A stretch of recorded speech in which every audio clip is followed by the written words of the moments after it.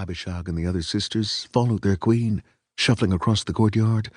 The ancient weedy walls of houses and holy places rose around them, craggy and pale as leprosy. Cats hissed from rooftops and alleyways. When Abishag looked behind her, she could see glory. A towering wall of great stones, each taller than her, and beyond, the Mount of Cedars, draped with tombstones and trees, and upon its crest the great temple, as glittering and beautiful as an afterlife, a heaven she could see but never touch. When she looked away, she saw the men in the courtyard, priests and holy men, bearded, ancient as these bricks, wrapped in prayer shawls, eyes peering from wrinkled faces. The sisters dragged their feet toward the men, opening their cloaks to reveal their nakedness. Hungry sisters, hissing sisters, more stray cats, patched with scabs, darkened with bruises. Let the fine women of wealth wear henna and perfume, Abishag thought. We are sisters of the light. Let our perfume be sweat and sex, and let our jewels be our sores. We are holy. The men opened their purses, and they chose women from among the sisters to worship. The eldest, richest man, the man with the long white beard, paid for Abishag. She was young. She was perhaps still fair. She could always fetch silver. They worshipped outside the temple, here in the hot courtyard, surrounded by weedy walls, the glory of God gazing from above. All across the stones they worshipped, grunted, screamed. Abishag lay on her back, and the old priest grunted above her, and she tilted her head back, and she gazed at the temple behind her. With her head tossed back, it seemed upside down, its golden towers plunging into the sea, drowning, and she too wanted to fall, to vanish into water and shadow, and she thought of the light.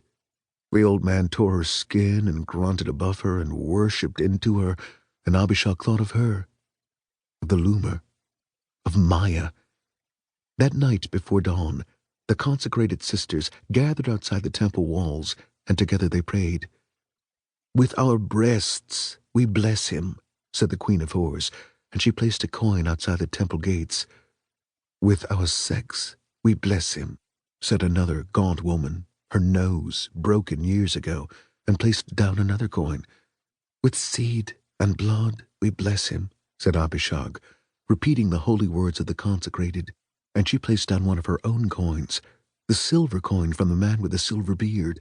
For the most blessed of the consecrated sacrificed her greatest treasures to the light of Elo, her precious metal, her womb, her old life, a life of light, dappled with ivy, rising across the wall of her bedroom, a life of parents who had loved her, of sheep in a field, of a girl who had wandered the grasslands, crook in hand, who now wandered the weedy streets, sores on her lips, the life of the consecrated, worshipping God with everything she had to give, sacrificing childhood for light.